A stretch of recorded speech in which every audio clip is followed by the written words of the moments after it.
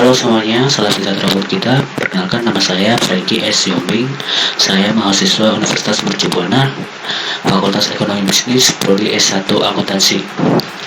Nah, pada video kali ini saya akan menjelaskan tentang penerapan otonomi daerah di Indonesia, dan yang kedua tentang hambatan ataupun tantangan perekonomian Indonesia di masa yang akan datang, terutama tentang kebijakan fiskal yang akan dilakukan Indonesia demi menghadapi persaingan global di masa yang akan datang. Nah, video ini merupakan bagian dari pemenuhan tugas besar 2 mata kuliah perekonomian Indonesia dengan dosen pengampu Ibu Francisca Listianingsih SEMAK. Nah, yang pertama, otonomi daerah. Saya akan menjelaskan pengertiannya. Otonomi daerah merupakan sebagai hak atau wewenang dan kewajiban sebuah daerah yang mendapatkan hak otonom untuk mengatur dan mengurus sendiri rumah tangganya menyangkut pemerintahan, ekonomi, dan kepentingan masyarakat lainnya sesuai dengan peraturan perundang-undangan otonomi daerah yang berlaku. Konsep otonomi daerah.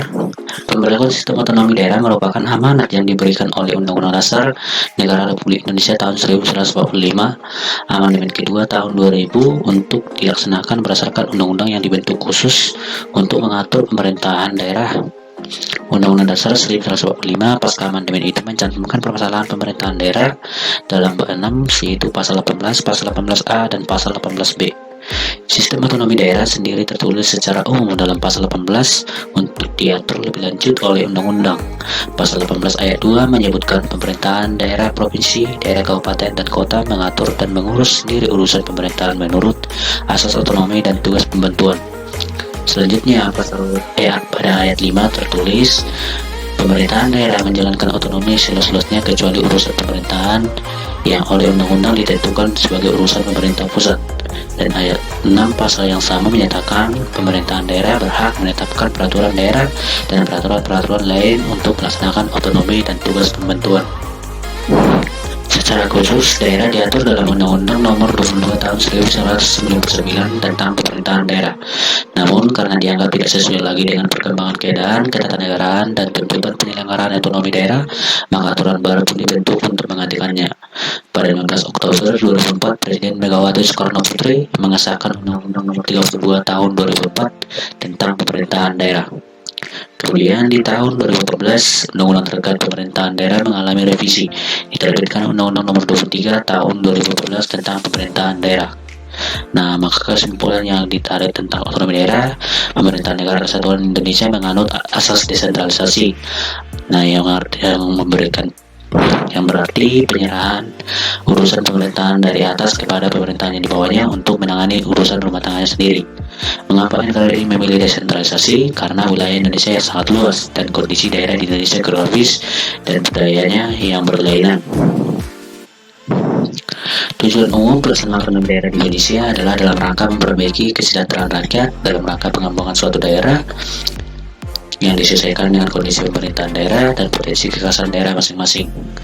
Tujuan pemberian otonomi daerah dalam aspek pengembangan ekonomi daerah adalah sebagai berikut. 1. Peningkatan pelayanan masyarakat di daerah yang semakin baik, pemerataan wilayah daerah, pemberdayaan masyarakat daerah, dan menumbuhkan prakarsa dan kreativitas serta meningkatkan peran serta masyarakat daerah dalam pembangunan ekonomi daerah mereka. Adapun masalah yang timbul akibat dari penerapan otonomi daerah, yaitu 1. Otonomi daerah membuat kesenjangan ekonomi yang terlampau jauh antara daerah. Daerah yang kaya akan semakin gencar melakukan pembangunan, sedangkan daerah yang pendapatannya kurang akan tetap begitu saja tanpa ada pembangunan. Hal ini sudah sangat mengkhawatirkan karena ini sudah melanggar Pancasila sila kelima, yaitu keadilan sosial bagi seluruh rakyat Indonesia. Nah, untuk keseimbangan pembangunan ekonomi, saat ini pemerintah pusat gencar melakukan pemerataan pembangunan infrastruktur di semua daerah yang ada di Indonesia.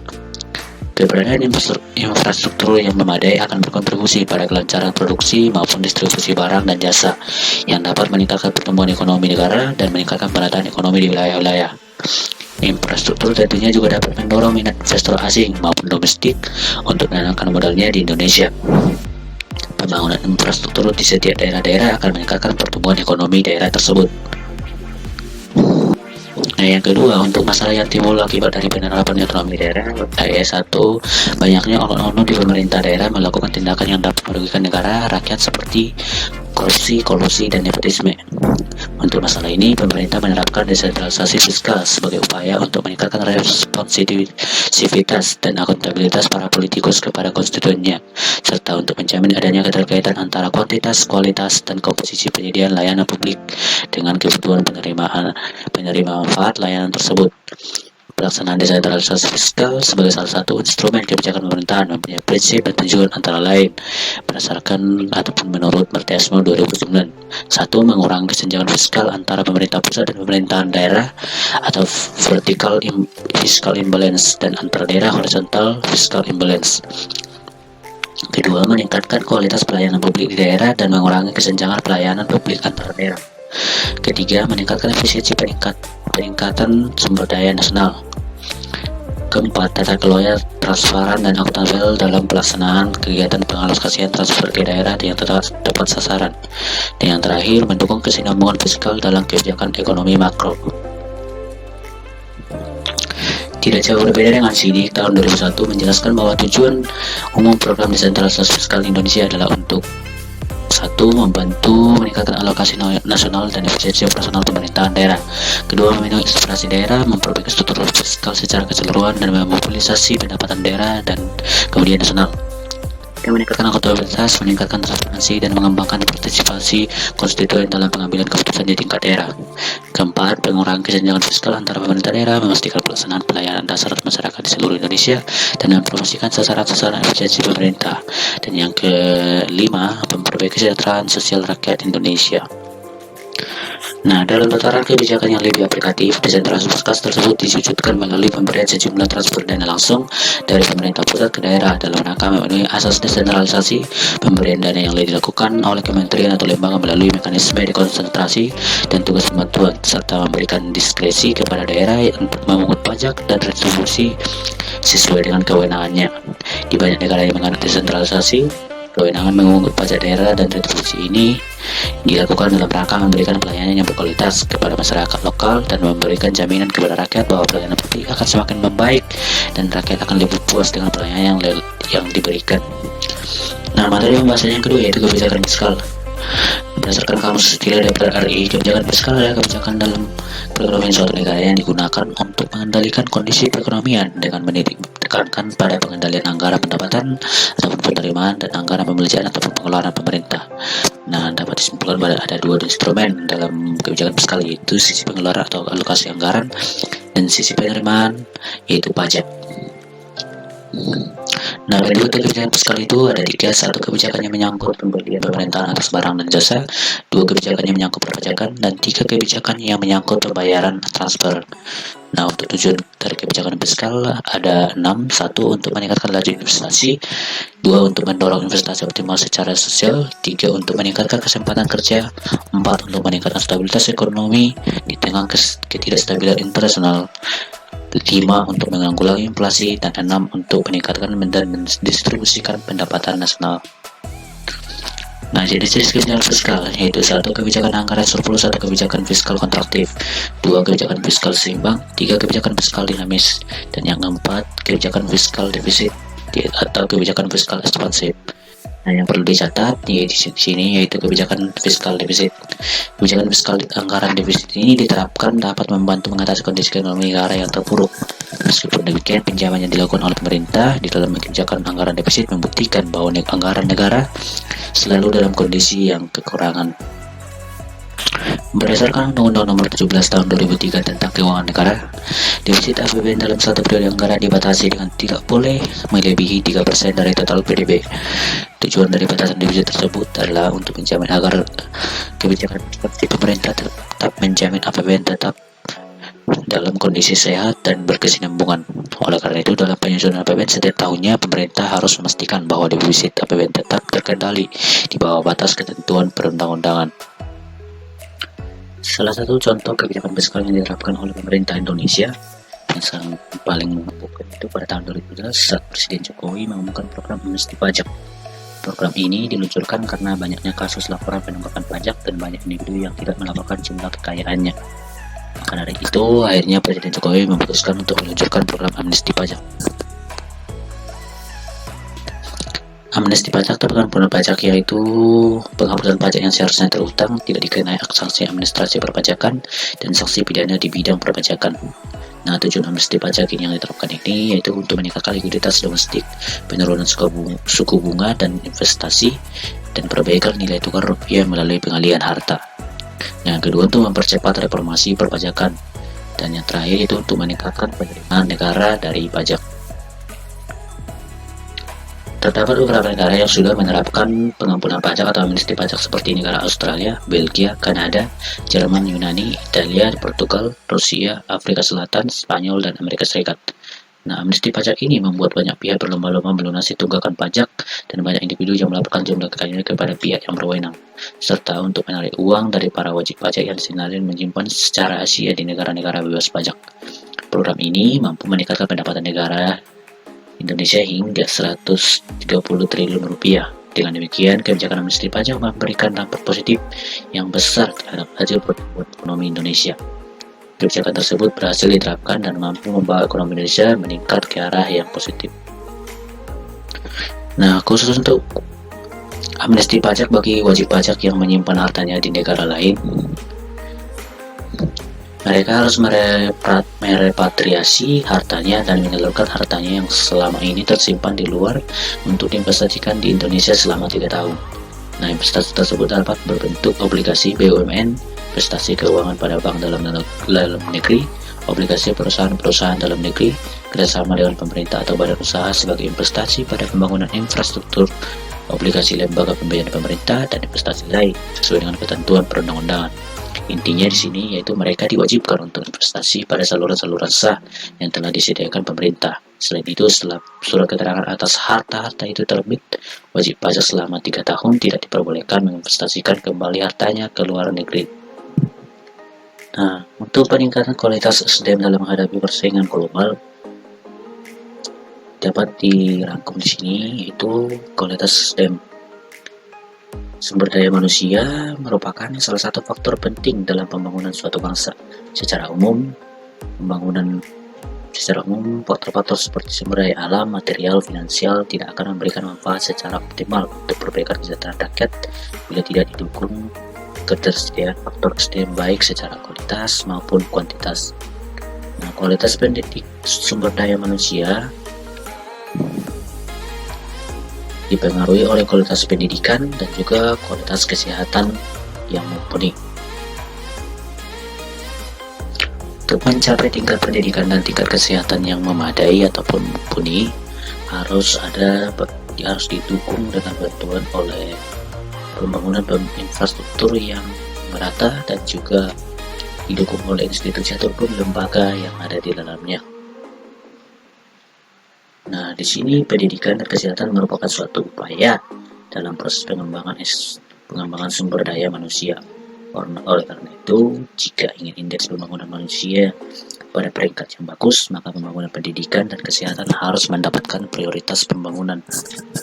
Karena pendidikan dan kesehatan adalah dua masalah yang berhubungan langsung dengan mutu kualitas sumber daya manusia suatu bangsa. Dalam kaitannya, terdapat beberapa hal yang menjadi prioritas utama dalam pembangunan kualitas SDM. Pertama, dalam sistem pendidikan yang baik untuk mencapai hal tersebut, maka diperlukan penataan terhadap sistem pendidikan secara menyeluruh, terutama berkaitan dengan kualitas pendidikan, serta relevansinya dengan kebutuhan masyarakat dan dunia kerja. Pemerintah dalam hal ini memiliki peran penting dalam penyelenggaraan sistem pendidikan yang efektif dan efisien, berorientasikan pada penguasaan iptek serta merata di seluruh pelosok tanah air. Nah, yang kedua, penguatan peran dalam kehidupan sosial bermasyarakat dalam rangka memperkokoh jati diri dan kepribadian bangsa atau karakter building. Nah, yang ketiga, untuk peningkatan SDM itu melalui berbagai diklat kompetensi dan pembinaan dan lain-lain. Nah, kerja profesional dan terampil sesuai tuntutan atau kebutuhan pasar merupakan faktor keunggulan suatu bangsa dalam menghadapi persaingan global. Nah, yang keempat itu pembinaan dan pengembangan masyarakat terutama generasi muda sebagai penopang utama dalam roda pembangunan. Mereka generasi muda diharapkan dapat menciptakan generasi yang kreatif, inovatif, dan berdaya saing tinggi serta mampu berkontribusi dalam memenangkan persaingan global. Nah, bila dikaitkan dengan pengembangan SDM,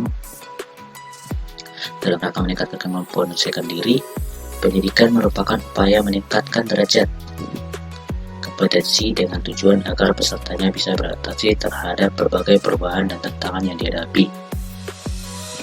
Program pendidikan semacam ini harus dilaksanakan dan disesuaikan dengan keperluan dan usaha yang mengarah kepada antisipasi berbagai perubahan yang terjadi, baik di masa kini maupun yang akan datang.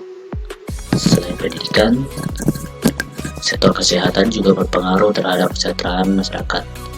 Beberapa faktor yang berpengaruh terhadap peran tenaga kesehatan dalam pembangunan kesehatan masyarakat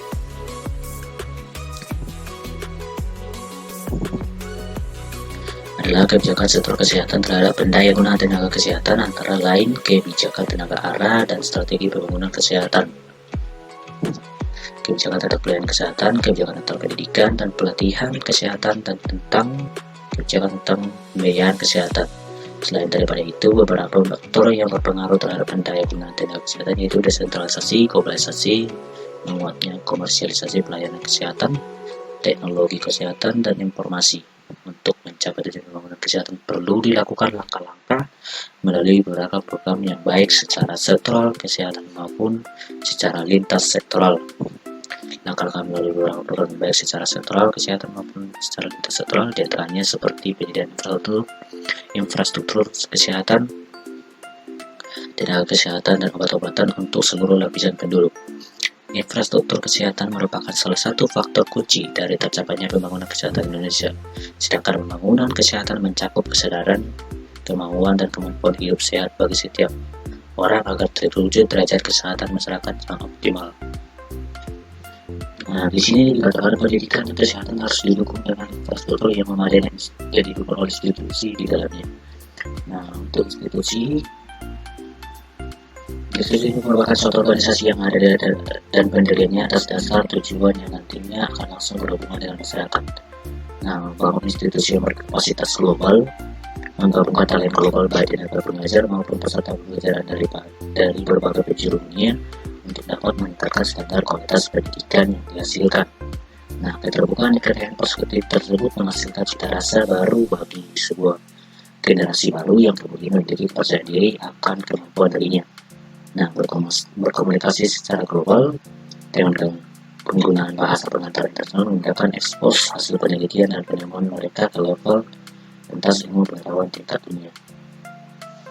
Nah, komitmen dibangun tidak mengenai pemerintah mendukung dengan sokongan kebijakan dan persiapan finansial yang mencukupi untuk membangun pendidikan sebagai fondasi kemajuan dan persaingan global. Mendukung terciptanya institusi kelas dunia bukan hanya semata tentang kurikulum yang dunia, tapi juga infrastruktur yang terkait plus bentuk karakter dan budaya yang siap untuk dapat bersaing secara setara. Nah, untuk infrastruktur sendiri, Presiden menegaskan pentingnya pembangunan infrastruktur bagi suatu negara guna menghadapi era pasca yang global. Pada saat itu, pemerintahan fokus dan pembangunan infrastruktur di seluruh tanah air, mulai dari pembangunan jalan tol, jalur kereta api, hingga pembangunan dan perluasan bandara serta pelabuhan. Pembangunan tersebut dilakukan pemerintah bukan hanya di Pulau Jawa, melainkan hingga ke wilayah perbatasan Indonesia dengan sejumlah negara tetangga. Pembangunan ini juga agar infrastruktur Indonesia tidak tertinggal dari persaingan global. Setelah hal ini, pendidikan kesehatan yang didukung infrastruktur dan institusi, maka akan tercapai pasar yang efisien. Nah, untuk menjadi pasar yang menjadi investor harus melihat pasar yang tidak efisien dan mungkin untuk dikalahkan. Strategi investasi ditujukan untuk mendapatkan keunggulan dari ketiga efisienan yang menjadi bahan bakar untuk membuat pasar tetap efisien. Pasar harus besar dan liquid. Informasi harus tersedia secara luas dalam hal akses dan biaya, serta dirilis kepada pelaku pasar yang di waktu yang tidak berbeda. Biaya transaksi harus lebih murah daripada tingkat keuntungan yang diharapkan dari sebuah strategi investasi. Di zaman teknologi informasi seperti sekarang ini, pasar di seluruh dunia semakin mendapatkan efisiensi dengan teknologi informasi untuk menyebar dengan cepat, dan perdagangan online membuat harga lebih cepat menyesuaikan dengan berita informasi yang masuk ke pasar. Nah, yang kedua itu sumber daya yang inovatif. Itu seperti perusahaan yang tidak boleh memadai karena berarti untuk tumbuh, berkembang, dan maju bisa dicapai jika ada inovasi. Inovasi merupakan kunci kemajuan pembangunan Indonesia, dan hal ini dapat diwujudkan oleh para pemimpin Indonesia memiliki kapasitas yang tinggi. Inovasi sejatinya dimaknai sebagai ide dan berbagai tentang pemasukan sebuah produk yang juga baru. dengan tema persaingan global sangat ketat, maka inovasi global memang harus dilakukan sebagai Indonesia dapat bersaing dan menjadi Indonesia sebagai salah satu negara pionir yang mampu menghasilkan berbagai inovasi kreatif. Inovasi tidak selalu identik dengan berbagai teknologi besar di sektor perikanan, misalnya memberi makan ikan tidak lagi harus dilakukan dengan tenaga manusia, menjadikan dengan mesin, pengawasan lahan pertanian yang sudah menggunakan drone. Nah, berbagai inovasi ini yang selalu dijadikan contoh motivasi sehingga bangsa kita dapat terus berpikir kreatif menghasilkan sebuah teknologi yang dapat bermanfaat bagi masyarakat. Nah, kita selalu memberikan dukungan terhadap berbagai inovasi yang dilakukan oleh seluruh anak bangsa. Dengan adanya dukungan ini, maka pemuda tidak lagi perlu khawatir dan sebaliknya harus terus semangat dan berjuang menghasilkan inovasi kreatif yang dapat berkontribusi terhadap kemajuan bangsa. Demikianlah video yang saya sampaikan. Jika ada perkataan saya yang salah, saya mohon maaf. Semoga apa yang saya sampaikan dapat bermanfaat buat kita semua. Sekian dan terima kasih.